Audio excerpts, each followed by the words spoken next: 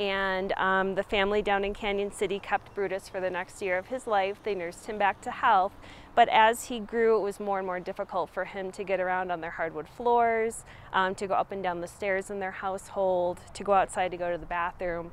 That's when they started to seek out a rescue group that would be willing to help. There was a woman named Laura Ornelas down in Canyon City that's heavily involved in the rescue community there, and she started actively seeking a foster home. That's how I met her. And then she performed a lot of fundraising efforts. She got us hooked up with OrthoPets that developed his 4 prosthetic paws. And we've been working with OrthoPets since July of 2014, and we've just transferred over to Colorado State University to begin physical therapy in his 4 prosthetics. All right, this is Brutus. He's a quadruple amputee, and he was rescued from Canyon City, Colorado. He was bred by a backyard breeder. He was left outside in the cold. He developed frostbite, and they performed an at-home amputation. They then proceeded to try to sell him and his brothers and sisters in a commercial parking lot.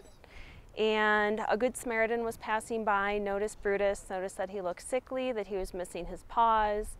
They inquired about him.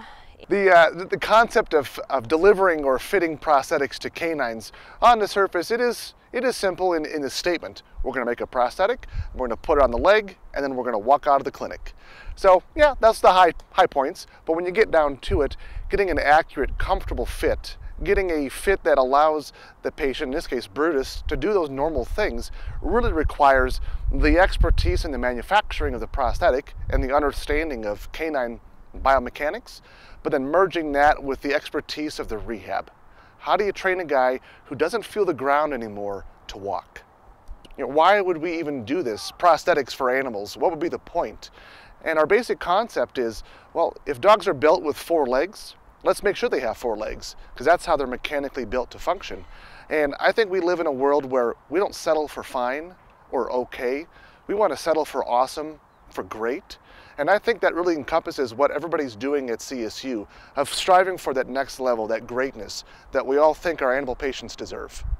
It's a heart-wrenching story, but I think that he learns how to become his best. And in becoming his best, all the people around him do their best. He's got the best adoptive parents ever. And because they're so dedicated to him, they do a great job of pulling a team together around him so that he's got all the support he needs to meet his goals. CSU Rehab's providing Brutus with rehabilitation. He's been fitted with prosthetics because his limbs were frostbite when he was a puppy, and he lost his toes and part of his paw. So he has new limbs that he's learning how to use. And our job in the process is to teach him how to use the limbs, and that in turn helps him how to regain function. So he has some primary goals. He'd like to go for a hike. He'd like to be able to run around and play with other dogs. And in order to do that, we need to teach him how to move in his limbs, just like we do with humans. We've built the human model inside the vet teaching hospital. So animals start getting rehab from the moment they come out of surgeries until we send them home and teach the owners how to take care of them. And then they can come back for outpatient therapies as well.